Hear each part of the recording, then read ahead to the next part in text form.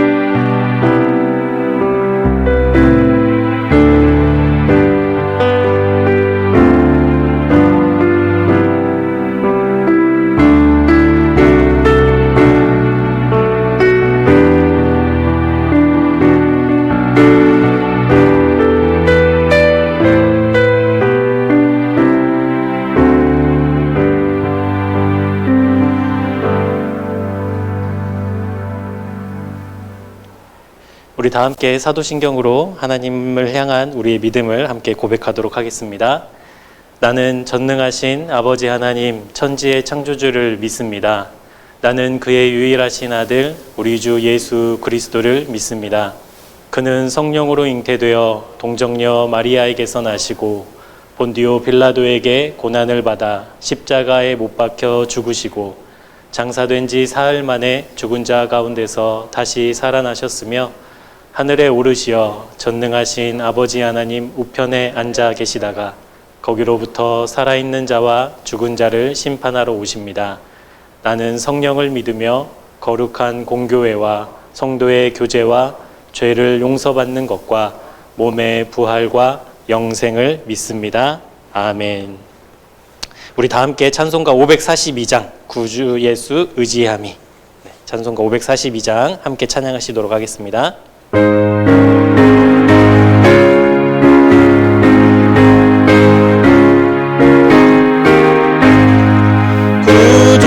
예수 의지함이 심히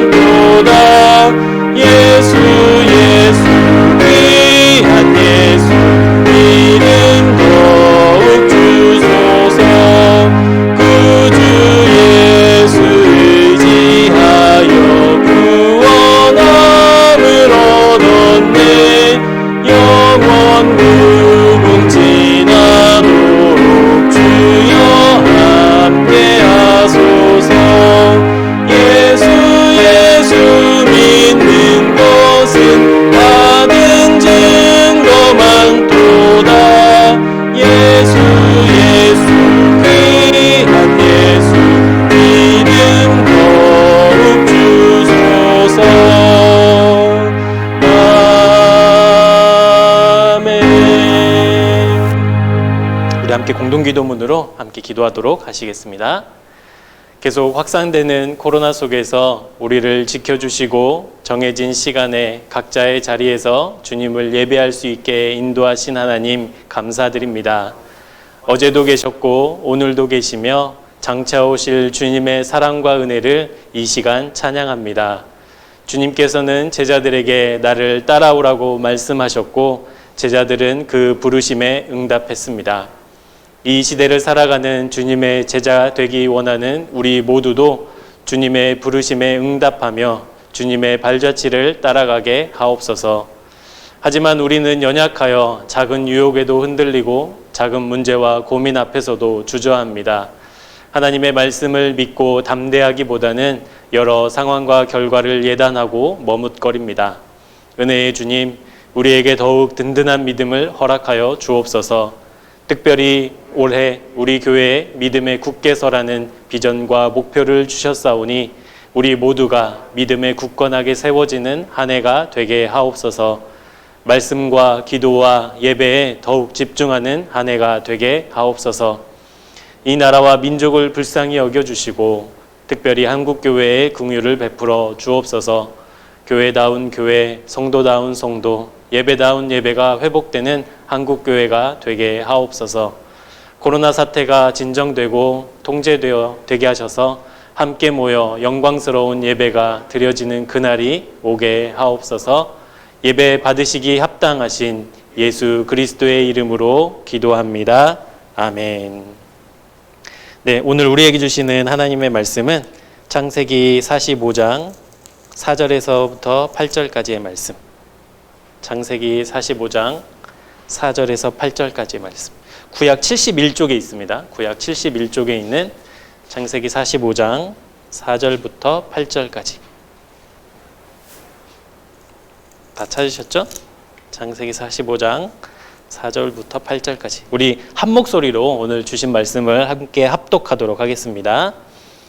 요셉이 형들에게 이르되 내게로 가까이 오소서. 그들이 가까이 가니 이르되 나는 당신들의 아우 요셉이니 당신들이 애굽에 판 자라. 당신들이 나를 이곳에 팔았다고 해서 근심하지 마소서. 한탄하지 마소서. 하나님이 생명을 구원하시려고 나를 당신들보다 먼저 보내셨나이다. 이 땅에 2년 동안 흉년이 들었으나 아직 5년은 밭갈이도 못하고 추수도 못할지라. 하나님이 큰 구원으로 당신들의 생명을 보존하고 당신들의 후손을 세상에 두시려고 나를 당신들보다 먼저 보내셨나니 그런즉 나를 이리로 보내니는 당신들이 아니요 하나님이시라. 하나님이 나를 바로에게 아버지로 삼으시고 그 온 집의 주로 삼으시며 애굽 온 땅의 통치자로 삼으셨나이다. 아멘. 네, 오늘 창세기 45장 4절부터 8절까지 말씀을 가지고 믿음의 굳게 선 요셉처럼, 믿음의 굳게 선 요셉처럼이라는 제목으로 하나님의 말씀을 함께 나누도록 하겠습니다. 매년 여러분 수능 시험이 있지 않습니까? 최근에도 얼마 전에 있었죠. 그 수능 시험을 보면 수능 시험이 끝나고 나면 수능 시험이 어려웠다, 쉬웠다, 어떤 영역에서는 어떤 분별력이 있었다, 막 이런 평가들이 나옵니다. 그런데 그 수능 문제를 보셨는지는 모르겠지만 이렇게 출제된 문제들을 보면 저도 잘 모르는 문제들이 있어요. 헷갈리고 아리송하고 좀 무슨 이렇게 질문이나 보기에 무슨 함정 같은 것도 있을 테고요. 그래서 문제를 보면서 이게 한국말인데 한국어로 분명히 써야 있는데 무슨 뭘 얘기하는지를 모를 정도로 난해한 문제들도 숨어 있습니다. 그런데 수능이 끝나고 나서 매년 또 동일한 증상들이 나오는데 어떤 증상들이냐면 그 어려운 시험 문제들을 다 맞추는 만점자들이 있다라는 거예요. 만점자들, 수능 만점자들. 대단하죠. 많은 문제를 한 문제도 틀리지 않고 다 정답을 맞춰냈다라는 사실은 정말 놀라울 따름인데요. 이렇게 수능의 만점자들을 이제 인터뷰하고 기사들이 보면 대부분 나오는 이야기들이 있습니다. 그게 여러분 뭔지 아세요? 수능 만점의 비결이 뭡니까? 이렇게 기자들이 물어보면 교과서 위주로 공부했습니다. 예습 복습을 철저히 했습니다. 자율학습 시간을 잘 활용했습니다. 이런 이야기들이라는 거죠. 그 어려운 시험 문제를 다 맞출 정도면 뭔가 특별한 공부 방법 아니면 뭐 두뇌를 개발하는 뭔가 특별한 트레이닝 뭐 이런 게 뒷받침되어서 그 어려운 문제를 다 맞췄을 것 같은데 그 정작 그 문제를 다 맞춘 사람들의 이야기들은 뭐 교과서 위주로 공부했고 예습 복습을 철저히 했습니다. 뭐 이 정도의 방법들을 이야기한다라는 거죠. 근데 여러분 어떻습니까? 그 말이 사실인 것 같으세요? 교과서 위주로 예습 복습을 철저히 하면 시험에 좋은 성적을 낼 수 있다. 어떻게 생각하세요? 저는 개인적으로 그 말이 사실이라고 생각합니다. 머리가 좋든 뭐 좋은 집안에서 태어났든 환경이 어떻든 이걸 떠나서 그 사람이 정말 교과서를 중심으로 철저하게 공부하면서 예습과 복습을 계속 반복해 온다면 저는 그 사람이 시험 성적을 좋은 시험 성적을 받을 거라고 저는 확신합니다. 근데 저도 그렇지만 여러분 주변에 그런 사람들이 있나요? 공부 잘해서 대박을 친 사람들 있습니까? 별로 없죠. 설교를 준비하면서 내 주변에 그렇게 공부 잘했던 친구들은 있지만 그런 사람들이 왜 내 주변에 가까이 없을까 생각을 해보니까 실제로 공부를 하지만 교과서 위주로 예습과 복습을 철저하게 하는 사람들이 많지 않다라는 거예요. 그러니까 제 자신도 그렇습니다. 공부는 이렇게 해야 돼 하지만 사실 예습 복습을 철저히 하고 그렇게 교과서 위주로 공부를 하지 않았어요. 이제 목사가 됐으니까 이제 교과서는 볼 일이 없지만 말씀도 그렇습니다. 말씀. 여러분 우리 1월 암송을 하고 있잖아요. 그래서 저희 집은 이렇게 작은 카드같이 코팅해서 만들어서 밥 먹기 전에 한번 읽고 밥 먹고 이것을 일주일 하다가 끝나버렸어요. 이제 막 정신없이 밥 먹고 준비하다 보니까 어느 순간 차츰차츰 늦어지더니 이제는 오늘 아침에도 못 보고 나왔거든요. 그러니까 철저히 뭔가를 한다라는 것이 지속적으로 한다라는 것이 굉장히 어렵다라는 말입니다. 제가 몇 주 전에 이제 교회에서 한 형제와 이런 이야기를 나눴습니다. 지금 코로나 사태로 온라인 예배가 계속되고 있다. 어떻니? 어떻게 예배 드리고 있니? 막 어렵다고 막 이런 얘기를 하는 거예요. 모두가 다 지금 어려운 시기를 보내고 있다. 우리 교회 다니고 있는 성도 한 사람 한 사람 다 이야기는 하시진 않지만 이 온라인 예배가 길어지면 길어질수록 믿음이 흔들리고 또 경건 생활이 무너지고 그런 어려움들을 다 겪고 있다. 그런데 이제 문제는 그러면 이제 우리가 어떻게 보낼 것인가? 너와 나는 어떻게 보낼 것인가? 이 질문을 꼭 해야 되는데 모든 사람이 어렵기 때문에 내가 어려운 것이 정상이야. 당연한 거야. 이렇게 생각하고 이 시간을 보내면 틀림없이 코로나가 끝나고 다시 예배 모일 때 힘들어질 거다. 힘들어질 거다. 여러분 그렇지 않겠습니까? 지금의 어려움들은 우리 모두가 다 겪고 있습니다. 설교를 하는 목사님과 저도 어색해요. 아직도 막 힘들고. 그런데 여러분 언젠가 이것이 끝나고 나서 우리가 함께 모여서 예배당에서 예배 드릴 때 그때 영광스럽고 기쁘고 감격이 넘치는 예배가 되기 위해서는 지금의 이 어려운 시기들을 어떻게 보낼 것인가에 대한 질문이 있어야 된다는 건 사실이죠. 그래서 여러분 시험을 보는 날짜를 받은 수험생이 스케줄을 짜고 준비하고 예습 복습을 철저히 하는 것처럼 지금의 시간들도 우리가 수험생이 시간을 보내는 것처럼 보내야 된다. 그러니까 영적인 수험생으로 살아야 된다라는 이야기를 나누었습니다. 여러분 언젠가는 극복이 될 겁니다. 이 코로나 사태. 분명히 극복될 겁니다. 좀 시간이 걸리나 언제인지는 모르겠지만 분명히 극복될 거예요. 그리고 우리도 다시 모여서 함께 예배드리고 주중 모임도 다시 회복이 될 겁니다. 그러면 여러분 그때서야 무너진 내 신앙의 재단을 다시 쌓고 게을러진 내 삶의 습관들을 다시 고쳐내려면 또 시간이 걸린다라는 거죠. 그래서 어렵고 힘들지만 지금 우리가 해야 될 하루하루의 예습과 복습, 하루의 공부의 량 이것을 잘 채워나가고 실천하면서 좋은 시험의 성적을 기대할 수 있는 것처럼 우리가 그 코로나가 끝나고 다시 모여서 함께 예배하게 될 때 그때 우리가 정말 영광스럽고 정말 기쁨으로 정말 감격으로 함께 예배할 수 있는 그날이 오기 위해서는 오늘 하루의 시간을 잘 살아야 한다라는 사실을 잊지 말아야 합니다. 여러분 그런 의미에서 우리 교회 표어가 믿음의 굳게 서자잖아요. 굳게 서자. 설교를 준비하면서 믿음에 굳게 서야 되는 건 알겠고 너무나 당연한 건데 어떻게 믿음에 굳게 설 수 있을까? 어떻게 해야 내가 믿음 위에 굳건하게 서는 믿음의 사람이 될 수 있을까? 비결은 하나입니다. 하나. 예습 복습을 철저히 하는 거예요. 교과서 위주로 사는 거예요. 여러분의 신앙의 교과서는 무엇입니까? 성경이죠. 성경을 중심으로 살고 그 말씀을 어제 본 것을 오늘 또 복습하고 오늘 주신 말씀을 또 내가 열심히 공부하고 살아내는 그런 하루하루의 삶을 살아낼 수밖에 없다라는 거예요. 그것이 되어야만 믿음에 굳게 서는 그 결과를 우리가 갖게 된다라는 것이죠. 공부를 잘하는 비결은 다른 게 없습니다. 여러분 좋은 환경에서 하면 더 빨리 할 수 있겠지만 그것이 절대적인 비결은 아니에요. 공부를 잘하는 비결은 예수 복습을 잘하는 거예요. 세상 누가 뭐라고 해도. 그것을 잘하는 겁니다. 그걸 잘 해내는 사람만이 놀라운 결과를 얻을 수 있는 거죠. 마찬가지입니다. 믿음에 굳게 서는 어떠한 결과를 얻기 위해서 우리가 무엇을 해야 될까? 여러분 반짝 기도원에 가거나 반짝 말씀 보는 데 집중하거나 이것이 아니라 매일매일의 삶 속에서 하루하루의 삶 속에서 내가 주님과 동행하고 있는가?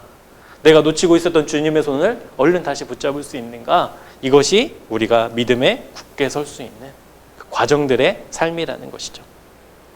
여러분 2021년을 이렇게 시작하시면서 기도 제목도 보내주시고 또 올 한 해 내가 어떻게 살 것인가 큰 결심과 다짐들을 해 오셨을 텐데요.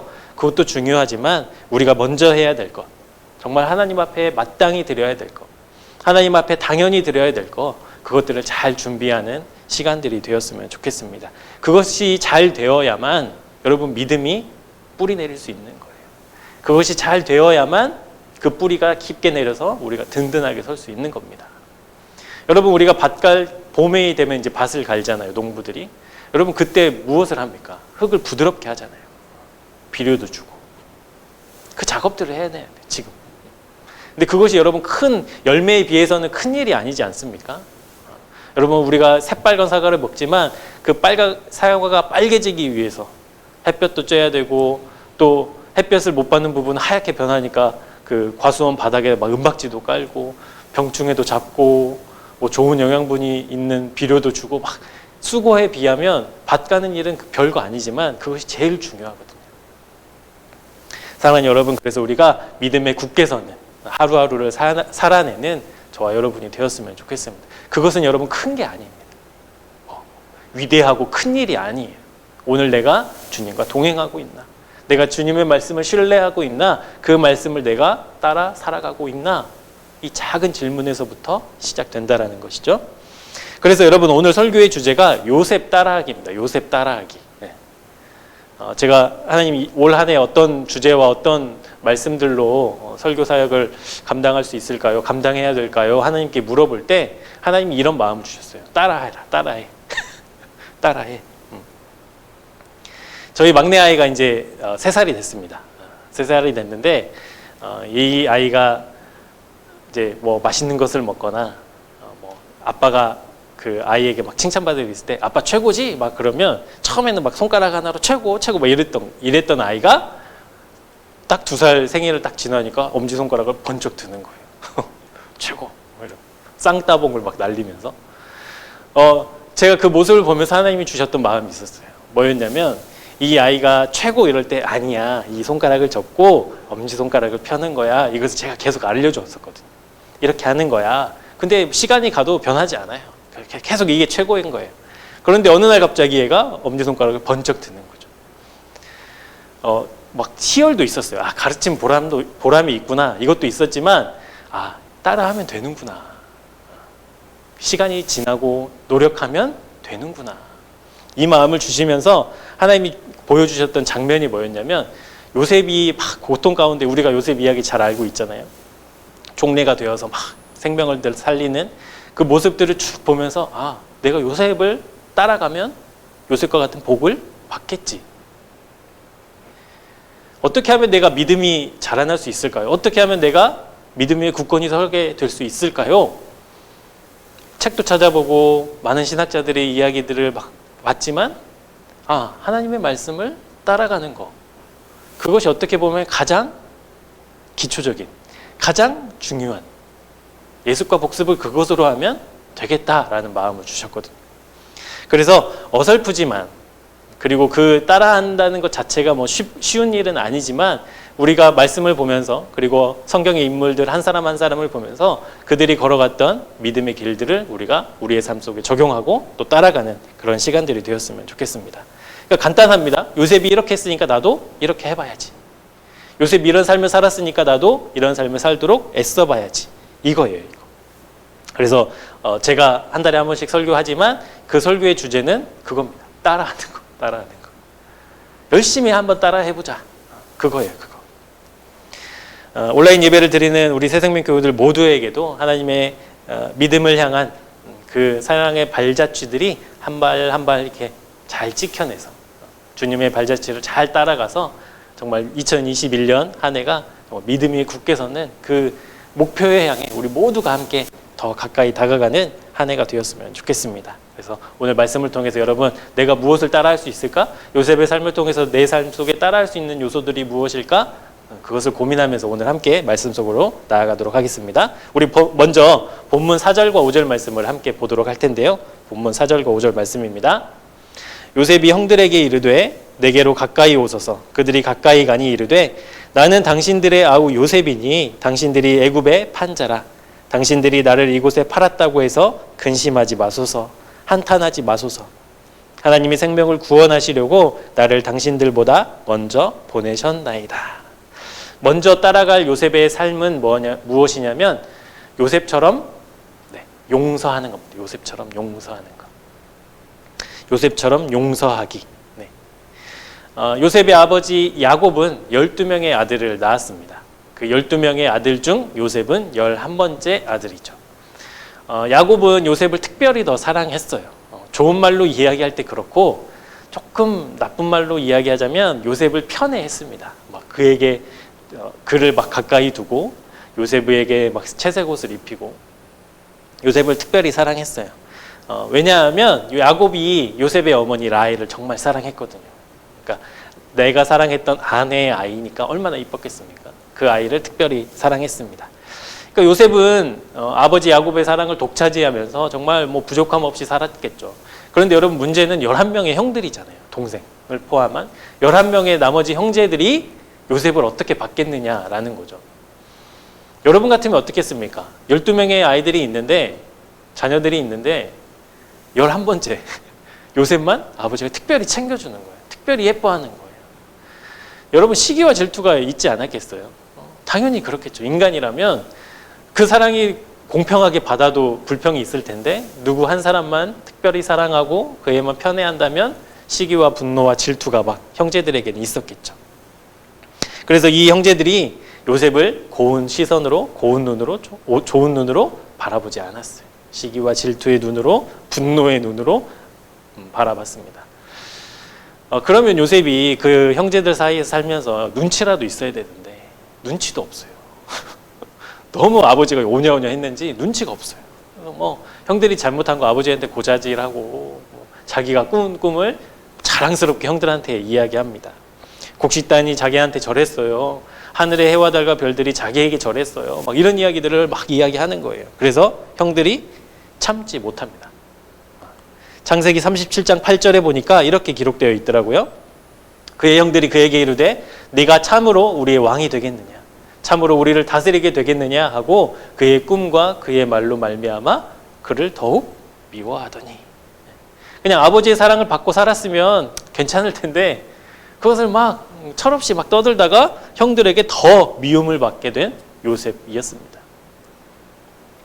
형들이 이런 눈살을 받은 요셉이 어느 날 형들에 의해 형들이 함정으로 파놓은 구덩이에 빠지게 되고 그 요셉을 꺼내서 이제 이스마엘 상인들에게 요셉을 팔게 되는, 그리고 하루아침에 요셉은 아버지와 형제들을 떠나서 고향을 떠나서 애굽으로 끌려가게 되는 일들이 있었습니다.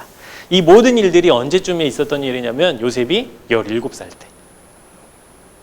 요셉이 17살 때쯤에 있었던 일이었거든요. 여러분 요셉이 하루아침에 애굽으로 끌려가게 되었습니다. 문화도 다르고 사람들의 사는 모습도 다르고 옷도 다르고 말도 다르고 정말 생소한 그곳에 홀로 끌려가게 되었던 거예요. 거기에 뭐 여러분 이사를 한 게 아니에요. 노예로 종으로 끌려가게 된 거였어요. 여러분 그때부터 요셉의 인생은 어떤 인생이겠습니까? 억울한 인생 아니겠어요? 여러분 지금의 17살도 그렇지만 그 당시 17살이면 성인이잖아요. 거의 다 자랐잖아요. 그러니까 판단할 수 있다고요. 내가 지금 이렇게 살아가는 거, 내가 지금 뭐 이런 일을 당하게 된 이유와 원인을 사고할 수 있다고요. 그러면 요셉의 마음에 어떤 마음이 있겠어요? 원망밖에 없어요. 원망. 분노.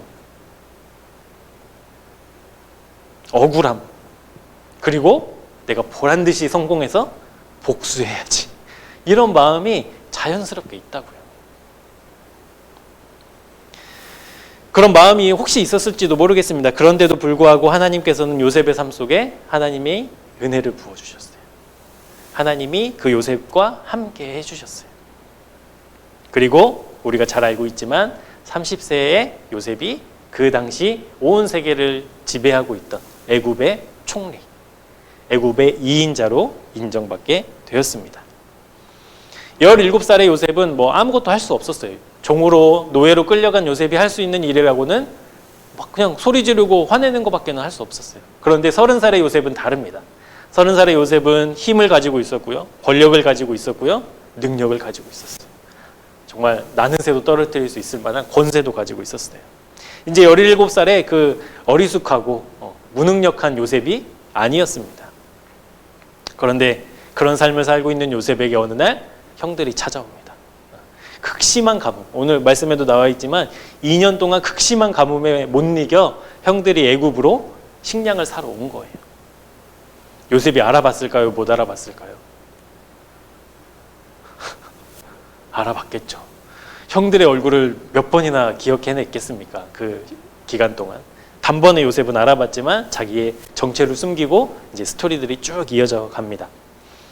그리고 우여곡절 끝에 요셉이 형들에게 자기가 형들이 나를 팔아넘긴, 상인에게 팔아넘긴 죽은 줄로만 알았던 그 요셉이 바로 저입니다 라고 드러나게 되는 거죠.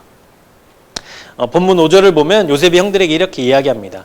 당신들이 나를 이곳에 팔았다고 해서 근심하지 마소서, 한탄하지 마소서. 여러분 요셉인지를 알고 형제들은 두려움에 몸이 막 정말 사시나무 떨듯이 떨리지 않았겠어요? 자기들이 해온 짓이 있잖아요. 자기들이 요셉에게 했던 행위들이 있잖아요. 근데 요셉은 한 나라에, 그것도 그냥 작고 힘없는 나라가 아니라 온 세계를 통치하는 그 나라의 총리로 서 있다는 거예요. 그 총리가 내뱉는 말 한마디에 지금 우리가 당장 여기에서 죽어도 아무 반박이나 반항을 할 수 없을 정도로 그 위기의 순간에 형들은 근심하고 한탄하고 있었던 거예요. 그래서 요셉이 이 날을 기다렸지. 주리를 틀어라. 이렇게 나와야 뭔가 막 클라이막스로 갈 텐데 요셉은 무엇을 이야기하고 있습니까? 용서를 이야기하고 있어요. 우리 5절 하반절 말씀 한번 같이 보시겠어요? 하나님이 생명을 구원하시려고 나를 당신들보다 먼저 보내셨습니다. 하나님이 나를 생명을 구원하시기 위한 도구로 삼으시고자 나를 보내셨습니다. 형님들이 나를 판 것이 아니었습니다. 이 이야기를 하고 있는 거예요. 말씀을 준비하면서 요셉이 왜 이렇게 용서할 수 있었을까? 요셉이 어떤 이유 때문에 형들을 용서할 수 있었을까? 복수해도 여러분 요셉이 나쁜 사람입니까? 형제들한테 복수해도 요셉이 나쁜 사람이라고 우리가 얘기할 수 있어요? 근데 요셉은 왜 용서를 할 수 있었을까? 그가 애굽에 끌려와서 보디발과 또 그 바로에게 좋은 뭐라고 할까요? 선택을 받아서 좋은 교육을 받고 심리적인 치료를 잘 받아서 그 트라우마가 사라졌기 때문이었을까? 아니요. 아니면 그가 정말 부와 명예와 권력을 다 누려봤기 때문에 정말 도의 경지, 모든 것을 초월할 수 있는 도의 경지에 이르렀기 때문에 용서할 수 있었을까? 아니요.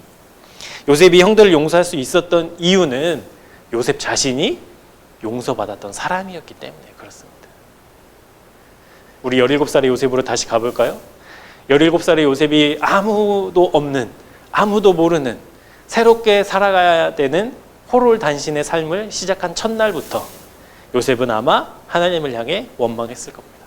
내가 왜 지금 이런 일을 당해야 하냐고, 내가 무슨 잘못을 했기 때문에 지금 이런 고난을 당해야 하냐고. 하나님이 살아계시면 어떻게 나를 이렇게 내버려 둘 수 있냐고 요셉은 반드시 그랬을 거예요. 틀림없이 그랬을 겁니다. 왜냐하면 요셉도 우리와 같은 사람이기 때문에 그래요. 원망했을 거예요. 하나님을 향해서. 어느 날은 또 그게 막 사그러들었다가 어느 날은 또 불꽃처럼 일어났다가 여러분 그 삶을 살아왔다라는 거예요. 그때마다 하나님은 요셉을 용서해 주셨어요. 틀림없이 그랬을 겁니다. 보디발의 아내의 유혹을 이겨낸 요셉, 믿음이 얼마나 위대한 모습입니까? 그런데 다시 정치범수용소에 끌려가게 돼요. 술 맡은 관원장이 꿈을 해석해 줬어요. 그래서 뭔가 이제는 내가 감옥에서 나갈 수 있는 그 줄을 하나 만들어 놓은 거예요. 그런데 2년 동안 술 맡은 관원장은 감감무소식이에요. 여러분 그 속에서 요셉이 원망할 수밖에 없지 않았겠어요. 하나님을 향해서 어떻게 이러실 수 있냐고. 내가 하나님께 기도 안 한 것도 아니고 하나님께 지혜를 안 구한 것도 아니고 도와달라고 내가 매일마다 그렇게 기도했는데 내 삶은 왜 하나도 나아지지 않냐고 원망하지 않았겠어요. 그렇게 하나님 앞에 부르짖을수록 하나님은 언제나 변함없이 요셉을 용서해 주셨다라는 거예요. 하나님을 향해서 원망할 때 하나님은 그것도 참으시고 요셉을 품어주셨다는 거예요. 요셉이 더 크고 더 끓는 듯한 원한을 하나님 앞에 던져놔도 하나님은 언제나 잠잠히 그것을 다 받아주셨다라는 거예요. 여러분 그렇기 때문에 요셉이 그 이방 땅에서의 13년의 시간을 기도하며 하나님과 동행할 수 있었지 않았겠습니까? 그 용서하신 하나님 때문에. 내가 하나님 앞에 얼마나 버릇없이 굴고 하나님 앞에 얼마나 원망의 기도를 많이 했던가. 그런데도 하나님은 그때마다 늘 나를 용서해 주셨지. 그 용서로 형들을 용서할 수 있었던 겁니다. 그래서 사랑하는 여러분, 우리가 누군가를 용서할 때는요, 우리가 용서를 받은 경험이 있어야 돼요. 그래야 용서할 수 있어요. 오직 용서를 받은 사람만 용서할 수 있기 때문에 그렇습니다. 우리가 먼저 용서받아야 돼요. 그런 의미에서 보자면 하나님의 용서하심을 받은 우리는 이미 우리가 하나님의 용서하심을 받았잖아요. 그런 우리는 어떤 사람이 되어야 됩니까? 용서의 사람이 되어야 된다는 사실이죠. 우리 마태복음 18장 35절 말씀을 함께 보겠습니다. 마태복음 18장 35절 말씀 함께 읽어보시죠. 시작. 너희가 각각 마음으로부터 형제를 용서하지 아니하면 나의 하늘 아버지께서도 너희에게 이와 같이 하시리라. 여러분 용서가 얼마나 중요합니까? 우리가 어떤 사람, 어떤 대상을 향해서 용서하지 않으면 하나님도 우리를 용서하지 않으시겠다는 거예요. 그러니까 하나님은 우리를 용서해 주셨고 용서받은 우리는 용서의 사람이 되기를 원하신다라는 거예요. 사랑하는 여러분, 올 한 해 우리를 용서하신 하나님의 사랑으로 용기를 가지고 용서하는 한 해가 되었으면 좋겠습니다. 우리 안에 해결되지 않은 많은 용서해야 되는 그 고리들이 있을 거예요. 가장 가까운 내 남편, 내 아내, 부모님과 자식, 친구, 지인까지 우리가 용서해야 될 사람들이 있을 겁니다. 저도 한 사람이 딱 떠오르더라고요. 제 고등학교 때 친구. 용서해야 합니다. 여러분 용서해야 되는 사람이 있다면 용서의 마음과 또 용서를 할 수 있는 용기를 달라고 여러분 기도하시기 바랍니다. 용서해서 요셉의 삶이 어떻게 변했습니까? 그 자리에서 주리를 틀어라 했으면 요셉의 인생이 어떻게 됐겠어요? 근데 그 자리에서 형들을 용서하고 또 용서받은 형들과 관계가 회복되고 아버지와 함께 그렇게 보고 싶었던 아버지와 함께 여생을 다 보내지 않습니까? 용서로 새로운 삶을 시작한 요셉처럼 저와 여러분도 올 한 해 하나님이 주시는 용서로 또 다른 사람들을 용서하며 하나님 안에서 아름다운 믿음의 삶이 새롭게 열려지기를 축복합니다. 여러분 머릿속에 떠오르는 사람이 있죠? 용서해야 되는 사람. 그 사람 용서하셔야 돼요. 그 사람. 제가 아까 고등학교 친구 한 명이 떠오른다고 했잖아요. 근데 그 친구 연락처를 몰라요. 그 친구에게 용서를 빌려고 막 찾아봤거든요. 근데 못 찾겠어요. 그 동기 친구들한테도 연락했지만 얘가 어떻게 뭘 하고 지내는지 아는 사람이 없어요. 기회가 있을 때 용서하셔야 됩니다. 아마 그 친구를 만나서 제가 용서를 빌기까지 이 마음은 계속 갈 것 같아요. 그 친구에게 용서를 구하고 또 사과해야 되는데 연락할 수 없어서 되게 답답하더라고요, 여러분. 근데 여러분 머릿속에 용서해야 되는 사람이 있다면 하나님이 주신 은혜와 사랑을 기억하시고 나도 용서받았지. 그래서 나도 용서해야지. 그게 잘 안 되시면 여러분 기도하세요. 하나님 그 마음을 좀 주십시오. 용서할 수 있는 마음 주십시오. 그렇게 용서로 우리의 아름다운 삶이 열려지고 또 믿음으로 더욱더 든든하게 서가는 그런 한 해가 되었으면 좋겠습니다. 두 번째 요셉을 우리가 따라야 될 건 뭐냐면 요셉처럼 바라보는 거예요. 요셉의 시선을 우리도 갖는 거예요. 우리 본문 7절 말씀을 함께 보실 텐데요. 본문 7절 말씀입니다. 하나님이 큰 구원으로 당신들의 생명을 보존하고 당신들의 후손을 세상에 두시려고 나를 당신들보다 먼저 보내셨나니. 요셉이 이스마엘 상인들에게 이제 여러분 팔려가지고 이제 애굽 땅에 도착한 후부터 요셉이 의지하고 요셉이 붙잡을 수 있는 유일한 한 가지는 뭐였냐면 하나님밖에 없었어요. 하나님밖에. 여러분 요셉이 뭐로 끌려갔다고 했어요? 종으로? 노예로 끌려갔잖아요. 그러니까 요셉이 어떻게 잘못되든지 관심 갖는 사람이 있었을까요? 없었어요. 다른 말로 하면 요셉이 무엇을 먹고 무엇을 어떤 환경에서 자라고 자고 먹고 뭐 생활하고 이것에 관심 갖는 사람이 없었어요. 그러니까 요셉의 17살의 요셉은 이제 그 생명의 위협이 매일매일 있는 거예요. 일하다가 과로로 죽어버리면 뭐 어쩔 수 없는 거예요. 새로운 노예 사가서 다시 또 일하는 거예요. 그런 삶을 요셉이 살았다는 거예요. 그 요셉에게 붙잡을 수 있는 단 하나의 끈은 하나님밖에 없었다는 사실이. 주님밖에 없었습니다. 아버지로부터 물려받은 그 믿음의 터 위에서 그 나를 사랑하시고 나와 함께 하시고 살아계신 하나님 한 분밖에는 요셉 곁에 없었어요. 그래서 순간순간이 위기였고 위험이었고 그때마다 요셉은 기도할 수밖에 없어요. 나와 함께 하신 하나님께. 그렇게 구별된 요셉의 삶에 위기가 찾아옵니다. 어떤 위기가 찾아오냐면 창세기 39장에 나와 있는 보디발의 아내가 요셉에게 다가가는 거예요. 보디발의 아내가 막 날마다 요구합니다. 요셉, 나랑 함께 뜨거운 사랑을 나누지 않겠어? 요셉이 뭐라고 합니까? 9절에 보면 어찌 내가 이 큰 악을 하나님 앞에 지을 수 있겠습니까? 이 죄를 하나님 앞에 지을 수 있겠습니까? 라고 이야기하는 거예요. 이어지는 10절 말씀을 보면요. 여인이 날마다 요셉에게 요청하는 거예요. 날마다. 한두 번의 유혹은 여러분 끊어낼 수 있지 않겠습니까? 안 돼. 안 돼. 안 돼. 그러다가 돼. 돼. 이렇게 되잖아요, 여러분. 보디발의 아내가 계속 그러게. 요셉아. 나는 사랑한다. 너를 정말 원한다. 매일매일. 나 이거 진짜야. 너랑 그냥 잠깐 즐기려는 게 아니야. 정말 내 인생에 너를 만난 건 행운이야. 너와 함께 정말 아름다운 삶을 살고 싶어. 매일매일 요셉에게 그렇게 요구했다라는 거예요. 그런데 요셉이 했던 행동들을 여러분 알고 계시죠? 막 옷자락을 붙잡고 유혹할 때 요셉은 그 옷자락을 버려두고 도망갑니다. 저는 이 장면을 볼 때마다 몰래카메라가 생각나요.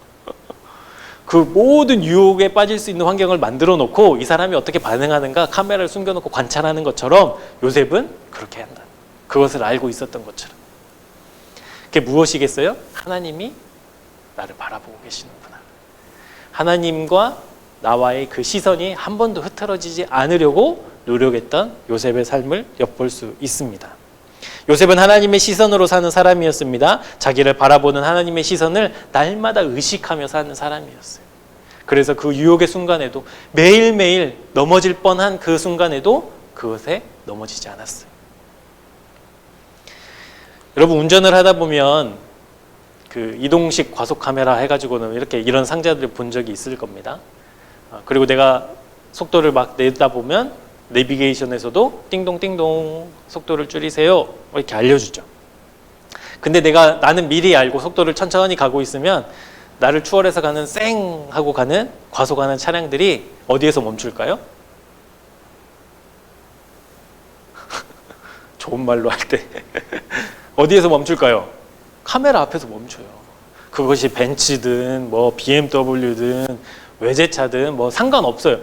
그냥 가다가 카메라가 보이면 멈추는 거예요. 여러분 모르면 몰라도 몰라서 지나칠 수는 있어도 아는데 여러분 지나치는 차량 본 적 있으세요? 없죠. 없어요. 제가 집에 이렇게 갈 때 이제 고향집에 내려갈 때 경부고속도로를 타고 가면 서초나 반포 IC쯤에 가다 보면 이제 거기는 그 중앙도로가 이제 막 시작이 되니까 연예인들 차량이 이제 막 지나갈 때도 있어요. 뭐 연예인이 탔는지 안 탔는지는 모르겠어요. 근데 그 사람들은 스케줄 때문에 뭐 과속도 하고 신호위반도 하고, 왜냐하면은 그걸 그냥 내고 이렇게 해야 되는 상황일 수밖에 없으니까 심적으로는 이해가 돼요. 근데 그 차들이 쌩 하고 지나가다가 과속 카메라가 딱 있는 순간에 살짝 멈췄다가 다시 지나가더라고요. 그러니까 알고 지나갈 수는 없어요. 알고 지나갈 수는 없어요. 카메라가 있다는 사실을 모르고는 찍힐 수는 있어도 아는데 찍히는 경우는 없다는 거예요. 그러니까 요셉의 인생에 하나님은 어떤 하나님이셨냐면 이 과속 카메라 같은 하나님이셨어요. 언제나 요셉의 걸음걸음을 찍고 있는 거예요. 그것을 요셉은 알고 있었다라는 거예요. 그러니까 요셉의 삶은 당연히 그 과속 카메라에 찍히지 않으려고 속도를 늘 조절하며 살았던 요셉의 삶을 알 수 있습니다. 여러분, 이 믿음의 훈련이 어디에서 빛을 발할까요? 형들을 만났을 때. 아까 우리가 첫 번째 봤던 그 용서의 순간에 이 훈련이 빛을 발하기 시작합니다. 하나님이 생명을 구원하시려고 당신들의 생명을 보존하고 당신들의 후손을 세상에 두시려고 나를 보내셨다. 요셉의 이 고백은 어떤 고백이에요? 요셉의 시선의 고백이 아니에요. 생명을 구원하는 거, 그래요. 당신들의 생명을 보존하는 거, 뭐 그것까지는 인정해요. 그런데 요셉은 어디까지 보고 있어요? 당신들의 후손을 세상에 두시려고. 이건 하나님의 시선이에요. 아브라함과 이삭과 야곱, 그리고 12명의 자녀들, 그들의 족장들을 통해서 이루실 이스라엘 백성들의 역사, 그리고 그 이스라엘 백성을 통하여서 메시아가 오실, 예수 그리스도가 나타나실, 그리고 그 예수 그리스도가 온 세상을 구원할 구세주로 이루실 그 십자가 사건까지, 이 모든 것을 요셉의 하나님의 시각으로 바라보고 있다고요. 그냥 형들만 용서할 수 있잖아요. 그냥 아버지 만나서 내가 남은 여생 못다한 효도하면 살 수 있잖아요. 그런데 요셉은 어디까지 보고 있어요? 당신들의 후손까지 보고 있다는 거예요. 이건 요셉의 시선이 아니라 하나님의 시선으로 바라보고 있다는 증거입니다. 사랑하는 여러분, 올 한 해 하나님의 시선으로 우리가 열심히 살아갔으면 좋겠습니다. 그렇게 살아갈 때 하나님이 주시는 경고들이 많이 울렸으면 좋겠어요. 과속하고 있어. 띵동 띵동. 하나님보다 앞서네. 띵동 띵동. 여러분, 이것이 없는 삶이 믿음으로 잘 사는 삶이 아니라요, 이것이 울리면 많이 울릴수록 우리는 잘 살고 있는 거예요. 하나님의 경보가. 하나님의 시선으로 바라보는 훈련들이 여러분 해나갔으면 좋겠습니다. 지금부터 우리가 다시 만나는 그날까지 하나님의 시선으로 바라보는 것. 하나님이라면 어떻게 하실까? 지금 이 상황에 하나님이 원하시는 것은 무엇일까? 내가 어떻게 반응하고 어떻게 행동하면 하나님이 기뻐하실까? 이것을 생각하는 것. 그래서 여러분, 우리 새생명교회 모든 교우들의 삶 속에 하나님의 경보가 막 시끄럽게 막 울렸으면 좋겠어요. 매일매일 순간순간마다. 띵동띵동. 안 돼. 과속이야, 과속. 그렇게 요셉처럼 하나님을 의식하며 2021년을 살았으면 좋겠습니다. 그리고 그 어떤 순간에도 하나님이 바라보고 계시지. 내가 하나님 앞에 서 있지. 하나님은 어떻게 이 상황을, 이 때를 바라보고 있을까? 그것을 기억하고 그 질문들을 통해서 우리의 삶 속에 믿음이 더욱더 굳건히 세워지는 한 해가 되었으면 좋겠습니다. 첫 번째는 뭐였어요? 요셉처럼 용서하는 것. 두 번째는 요셉처럼 바라보는 것. 마지막입니다. 마지막으로 우리가 따라가야 될 요셉의 삶은 요셉처럼 주어를 하나님으로 삼고 살아가는 거예요. 요셉처럼 주어를 하나님으로 삼고 살아가는 것. 우리 본문 8절 말씀을 함께 같이 읽어보도록 하겠습니다. 그런즉 나를 이리로 보낸 이는 당신들이 아니요 하나님이시라. 하나님이 나를 바로에게 아버지로 삼으시고 그 온 집의 주로 삼으시며 애굽 온 땅의 통치자로 삼으셨나이다. 요셉의 인생의 주어는 자기 자신이 아니었어요. 내가 이 어려움을 다 이겨냈지, 내가 이 위험을 다 이겨냈지, 내 능력으로 버텨냈지, 이게 아니었어요. 하나님이 하셨습니다.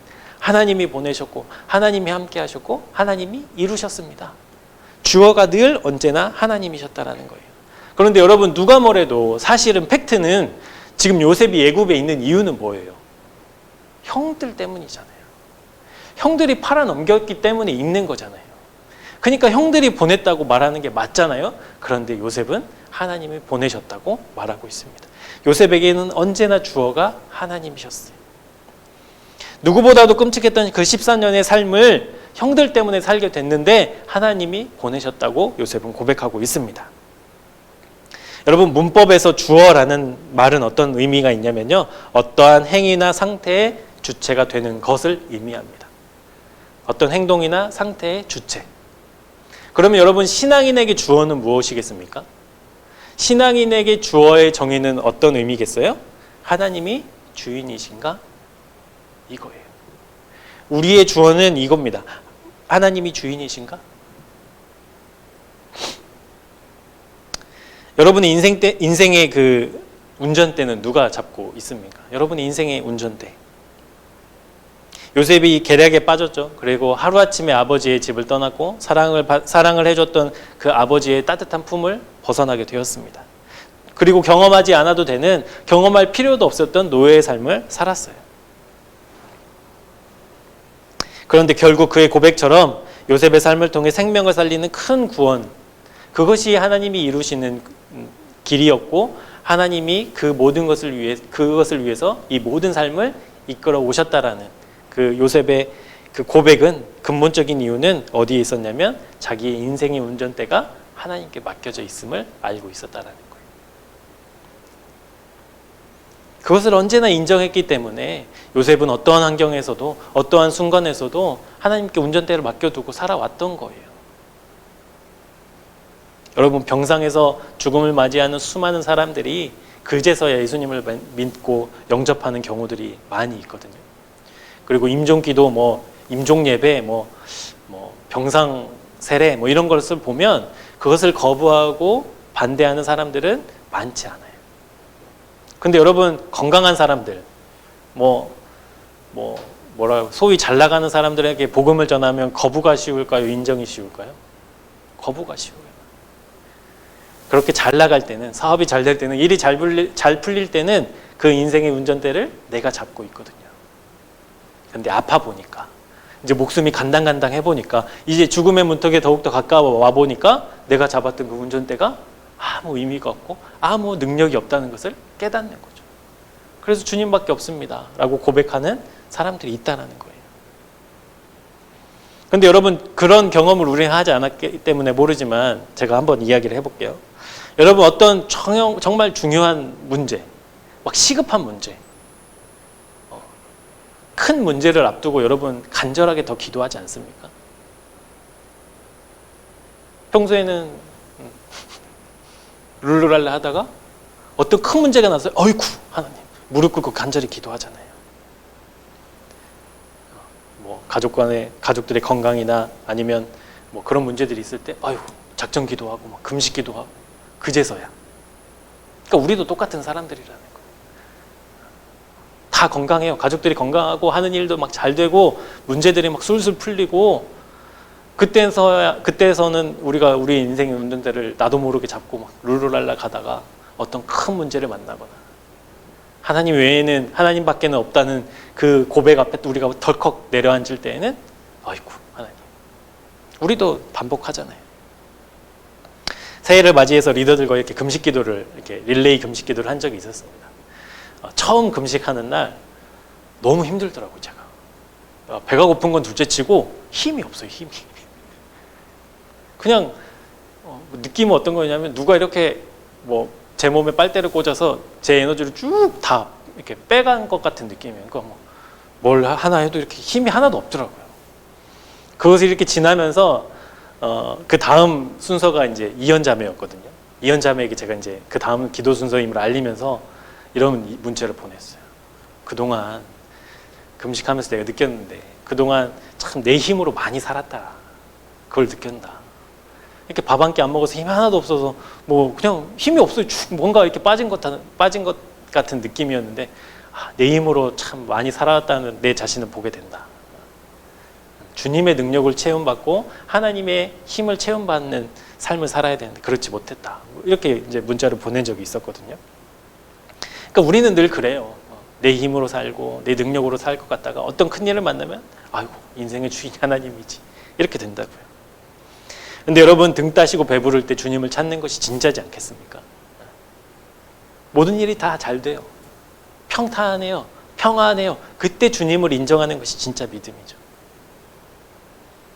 어쩔 수 없이 하나님을 찾는 것이 아니라 그 어느 때라도 하나님을 찾는 것, 그것이 진짜 믿음인 줄 믿습니다. 그런 의미에서 보자면 요셉은 진짜였어요. 진짜. 우리 창세기 41장 16절 말씀 함께 보시겠습니까? 요셉이 바로에게 대답하여 이르되 내가 아니라 하나님께서 바로에게 편안한 대답을 하시리이다. 바로가 꿈을 꿔서 마음이 막 복잡했어요. 그래서 그 꿈을 해석할 사람을 불러왔는데 아무도 해석을 하지 못하는 거예요. 그때 술 맡은 관원장이 제 꿈을 해석했던 요셉이 있죠. 불러와요. 그래서 요셉에게 네가 꿈을 잘 해석한다고 하더군. 내 꿈을 한번 해석해 보도록 하지. 이렇게 꿈을 이야기를 하는데 요셉이 하는 말이 뭐겠어요? 하나님이 바로에게 편안한 대답을 하시겠습니다. 마음이 막 복잡한 왕 앞에서 할 수 있는 이야기가 아니죠. 요셉이 할 수 있는 일은 뭐겠어요 지금? 어떻게 하면 그 왕의 마음을 풀어줄 수 있을까? 어떻게 하면 왕이 기뻐하는 대답을 할 수 있을까? 해석을 할 수 있을까를 고민하는 것이 아니라 하나님이 주시는 대로 나는 당신에게 이야기할 것입니다 라고 얘기하고 있는 거죠. 하나님이 운전대를 잡고 있는 것을 잊지 않았어요. 요셉은. 고민이 있으신 분, 어떤 걱정과 문제 앞에 서 있는 분, 여러분에게 이 질문을 하고 싶어요. 여러분에게 인생의 주인이 여전히 하나님이십니까? 문제 앞에 서서 걱정하고 두려워하고 벌벌 떨고 있는 여러분에게 여전히 하나님이 주인이십니까?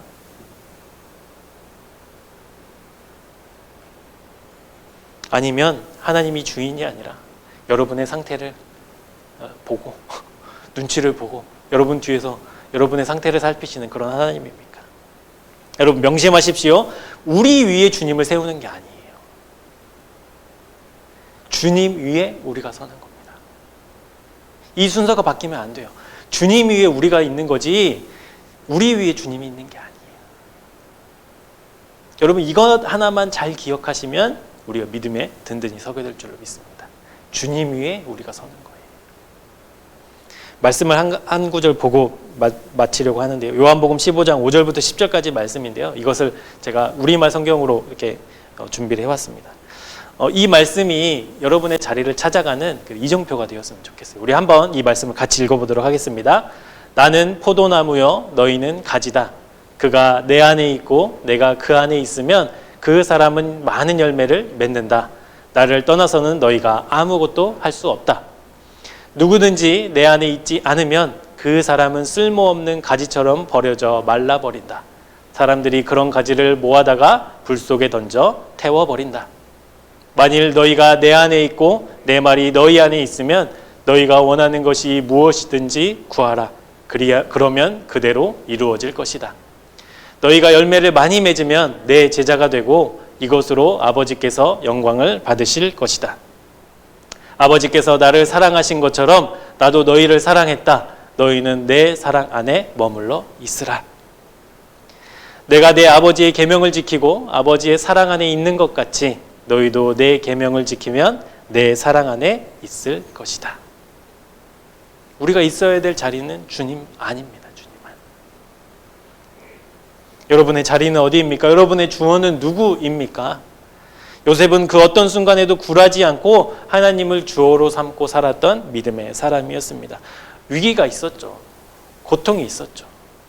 목숨이 끊어질 듯한 어려움도 있었습니다. 괴로움도 있었고요. 분노도 있었을 거고요. 화도 있었을 것이고요. 형들이나 아버지를 향한 한도 있었을 겁니다. 근데 요셉은 그 모든 것을 주님이 다스리시도록, 그 모든 것을 주님이 통치하시도록 내어드린 믿음의 사람이었습니다. 여러분, 믿음에 든든히 서는 한 해가 되기를 축복합니다. 어떻게 우리가 믿음에 든든히 설 수 있을까요? 그 방법이 무엇일까요? 요셉처럼 한번 해보셨으면 좋겠어요. 요셉처럼 용서해 보시고, 요셉처럼 바라보시고, 요셉처럼 살아가 보시는 거예요.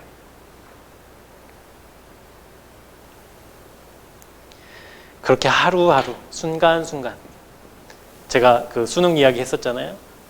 예습과 복습을 철저히 하면 좋은 결과가 있는 것처럼 우리가 이 요셉의 시선을 가지고 요셉의 삶을 따라가며 하루하루 살아갈 때 올 연말에 우리는 놀라운 믿음의 성장이 있을 줄 믿습니다. 확신합니다. 왜냐하면 하나님이 요셉을 통해 우리에게 알려주시고자 하시는 삶의 원리들이 바로 그것이지 않겠습니까?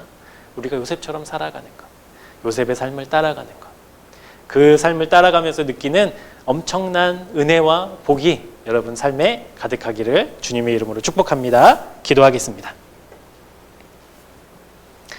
차가운 감옥 속에서도 억울한 상황 속에서도 요셉과 함께 하시며 복을 베풀어 주신 하나님, 믿음에 굳게 서는 한 해가 되기 위해 요셉의 비결을 따라가기 원합니다.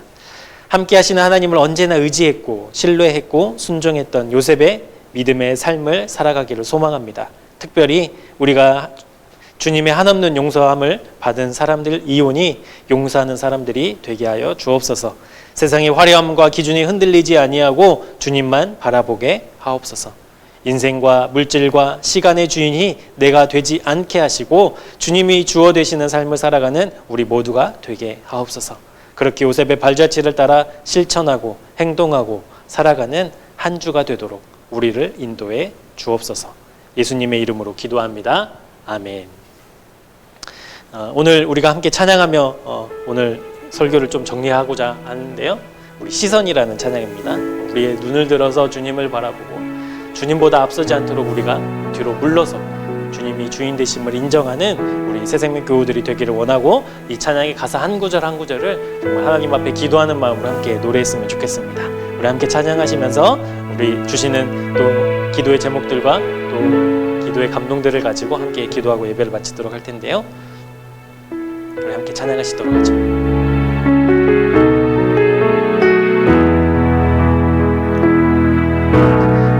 내게로부터 눈을 들어 주를 보기 시작할 때 주의 일을 보겠네. 작은 마음 돌이키사 하늘에 꿈꾸게 하네. 주님을 볼 때 모든 시선을 주님께 드리고 살아계신 하나님을 느낄 때 내 삶은 주의 역사가 되고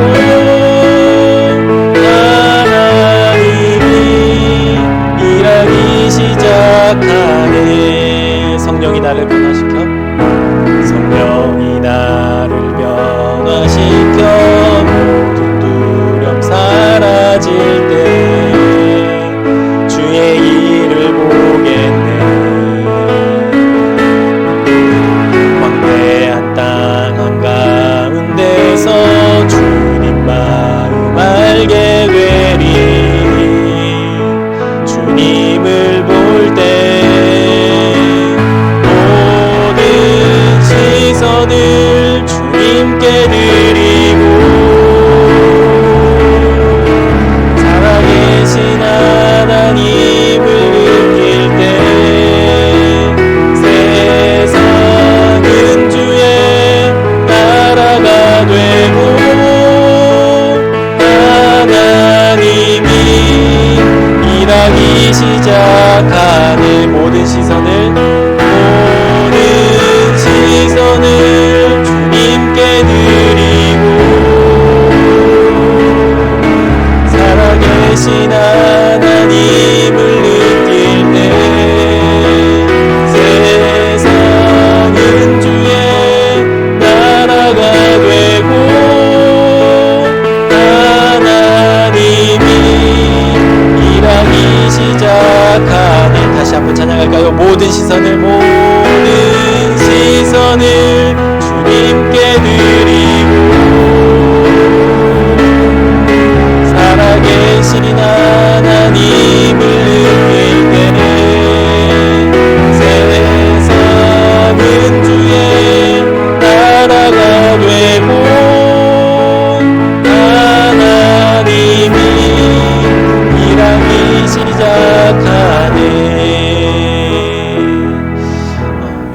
찬양의 가사 중에 이런 가사가 있습니다. 내가 주님을 바라볼 때, 내 모든 시선을 주님께 드릴 때 하나님이 일하기 시작하신다는 거죠. 요셉의 비결이 그거였지 않습니까? 하나님을 바라볼 때, 하나님께 운전대를 맡길 때 요셉의 삶을 하나님이 운전하시고 하나님의 뜻대로 요셉의 삶을 인도하셨던 것처럼, 사랑하는 여러분, 우리의 삶이 요셉과 같은 그런 놀라운 은혜의 삶, 축복의 삶이 되었으면 좋겠습니다. 주님께 맡겨드리고 우리의 시선 주님께 고정시키고 하나님이 나를 바라보고 있음을 잊지 않고 살아가는 삶, 그 한 주간의 삶을 통해 하나님이 베풀어 주신 놀라운 은혜와 복이 여러분 가득하기를 기도합니다. 우리 함께 기도했으면 좋겠습니다. 하나님, 한 주간의 삶 속에 주님만 바라보게 하여 주옵소서. 주님을 주어 삼고 살게 하여 주옵소서. 특별히 우리가 용서받은 것처럼 용서하는 삶을 살게 하여 주옵소서. 우리 함께 기도하며 나아가도록 하겠습니다. 사랑해 주님, 감사합니다. 오늘 요셉의 삶을 통해 우리가 요셉이 걸어왔던 믿음의 삶을, 사랑해 주님, 요셉이 형들을 용서하고 새로운 사랑과 새로운 삶의 역사를 세웠던 것처럼 하나님, 우리도 용서하는 삶을 살게 하여 주옵소서. 우리 마음속에 기억나는 용서해야 되는 사람, 그동안 용서할 마음은 있었지만 용서하지 못했던 사람들이 있다면 하나님의 사랑과 믿음을 가지고 용서하는 삶을 살아갈 수 있는 것을 주옵소서. 요셉이 구했던 것처럼 하나님이 먼저 나를 바라보고 계시는 그 시선을 거두지 않았던 요셉의 삶을 살아가기를 소망합니다. 우리가 무엇을 하든지 어디에 있든지 하나님이 우리와 함께 하시는 기억하게 해주시고 하나님이 바라보고 있기 때문에 우리가 그 상황에서 무슨 선택을 할 것인가, 무슨 결정을 할 것인가, 하나님의 기쁨의 선택과 결정을 하는 믿음의 삶을 살아갈 수 있는 믿음을 주옵소서. 하나님, 우리가 요셉처럼 우리 인생의 주인을 주인으로 삼고 살아가는 소망합니다. 내 노력과 내 의지와 내 계획과 내 느낌이 아니라 하나님, 우리의 인생의 운전대를 맡겨드리고 주인이 이끄시는 우리 인도하시는 대로 순종하는 믿음의 삶을 살아가는 우리 모두가 되게 인도해 주시옵소서. 하나님, 교회하여서 요셉이 누렸던 그 누리게 하시고 요셉이 누렸던 놀라운 은혜와 축복을 우리도 경험하게 주옵소서. 어려움 속에서도 함께 하시고 용서하시는 하나님의 사랑하심을 믿음과 살아가는 한 주가 되게 주옵소서. 하나님, 오라니 우리가 믿음의 근거를 세우고 소망합니다. 기도하며 기대합니다. 하나님, 믿음의 선생들이 걸어왔던 믿음의 삶을 우리가 열심히 따라가는 주옵소서. 그래서 하나님, 그 길들마다 예비하신 복과 은혜들을 누리는 우리 모두가 되도록 도와주시고 하나님, 올 한 해 우리의 믿음이 더 깊어지고 더 넓어지고 더 높아지고 하나님 영광 있는 아름다운 믿음의 사람들로 우리 세대교회 모든 교회를 축복하시고 인도해 주시기를 간절히 소망합니다. 우리 교회를 지켜주시고 이 코로나 속에 어려운 상황 속에서 믿음이 흔들리고 위태롭습니다. 그럼에도 불구하고 주님으로 붙잡는 우리 모든 교회를 될 수 있도록 도와주시고 잘 준비된 이유가 있는 것을 통하여서 우리의 잠정 믿음이 깨어나는 귀한 은혜와 복도 허락해 주시옵소서. 사랑의 주님, 함께하여 주시고 우리를 지켜 주옵소서. 다시 주님 기대합니다. 하나님, 우리는 자꾸 나를 바라보게 됩니다. 내 감정과 느낌에 집중하게 됩니다. 하나님의 뜻보다는 내 뜻이 앞섭니다. 이런 우리를 용서해 주옵소서. 성경에 기록된 믿음의 사람들을 보면서 나도 저렇게 되고 싶다는 마음만 품었지 실제로는 그들의 삶을 따라가거나 철저하게 순종하지 못했던 모습들도 회개합니다. 주여, 올 한 해 믿음에 굳게 서는 한 해가 되기 위해서 믿음의 사람들의 발자취를 따라가는 한 해가 되게 인도해 주옵소서. 그들이 걸었던 길을 우리도 걷게 하여 주시고 그들이 경험한 하나님을 우리도 경험하게 하여 주옵소서. 그렇게 우리의 믿음의 기초가 단단히 세워지게 하여 주시고 올 한 해 주님을 향한 믿음이 더 넓어지고 깊어지고 높아지게 하옵소서. 주님의 은혜를 기억하고 예물을 드린 손길들이 있습니다. 그 손길들의 복을 주시고 더욱 자라나는 은혜를 허락해 주옵소서. 믿음으로 물질을 다스리게 하시고 주어진 것에 감사하고 감격하게 하여 주옵소서. 하나님, 이것을 구별하는 용기도 허락하여 주시고 매 순간 기쁨으로 드려지는 예물이 되도록 축복하여 주옵소서.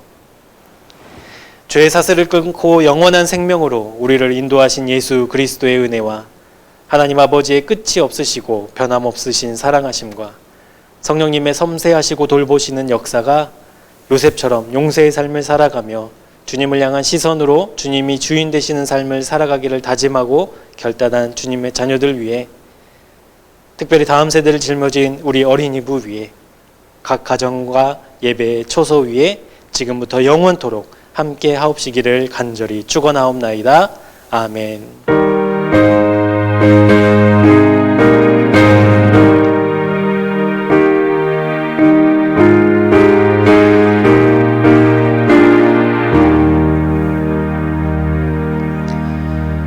네, 광고하겠습니다. 우리 가족들과 함께 성도의 교제 하실까요? 요셉처럼 삽시다. 요셉처럼 삽시다. 요셉처럼 한번 살아봅시다. 요셉처럼 삽시다. 두 번째 광고는요, 여러분 3월 큐티부터 이제 우리가 정기 구독을 시작하는데요. 신청해 주셨으면 좋겠습니다. 우리가 1월, 그러니까 이번 주 안에는 저희가 신청을 해야 2월에는 설이 있어서 그 발송을 빨리 하신다고 해요. 그래서 1월 안에 저희가 신청을 좀 해야 되는데, 좀 고민하고 계시는 분 순종하셨으면 좋겠어요. 하나님 말씀에 내가 더 가까이 가야지. 하나님 말씀에 더 내가 헌신해야지. 그 마음으로 여러분 신청해 주셨으면 좋겠고, 혹시나 개인적으로 지금 정기 구독을 하고 있는데 안 끝나신 분들은 그 분들도 신청해 주시면 저희 교회와 같은 그 사이클로 이렇게 맞춰서 신청할 수가 있거든요. 그래서 그분들은 값이 조금 더 싸지겠죠. 그래서 그렇게 할 수 있으니까 개인적으로 신청하고 계시는 분들도 교회와 함께 이렇게 큐티를 하고 싶다 하시는 분들은 신청해 주시면 맞추도록 하겠습니다. 여러분 온라인 예배가 계속 진행되고 있는데 계속 쉽지 않으시죠? 어렵고 힘들고 힘드실 텐데, 여러분 그럼에도 불구하고 우리가 예배가 잘 준비된 예배로 드려졌으면 좋겠습니다. 그리고 여러분의 삶에서 드려지는 그곳이 바로 하나님을 예배하는 예배의 초소로 세워지기를 또 기도하고 기대합니다. 이제 조만간 끝나겠죠. 곧 끝날이라 기도하고 있는데, 여러분 우리가 다시 만날 때까지 그 예배의 초소를 잘 세워두시고 준비하셔서 하나님 앞에 드려지는 아름다운 온라인 예배가 되었으면 좋겠습니다. 2020년 사진을 제가 주중에 이렇게 좀 정리해 보니까 사진이 없어요. 교회 이렇게 행사도 없었고 그래서 사진이 없는데, 여러분 혹시 온라인 예배 드리면서 이렇게 사진 찍으시고 해주실 분들은 혹시 계시다면 보내주시면 저희가 2021년 교회 자료로 잘 사용하도록 하겠습니다. 보내주셨으면 감사하겠고요. 설교 말씀에서도 말씀드렸지만 우리가 한 주 동안 요셉의 발자취를 잘 따라가시는 한 주가 되었으면 좋겠습니다. 그래서 하나님이 주시는 은혜와 복이 여러분 안에 살아 역사하는 한 주가 되기를 주님의 이름으로 축복하고요. 이번 한 주도 주님의 사랑과 능력으로 승리하시는 한 주가 되기를 축복합니다. 감사합니다. 예배를 마치도록 하겠습니다.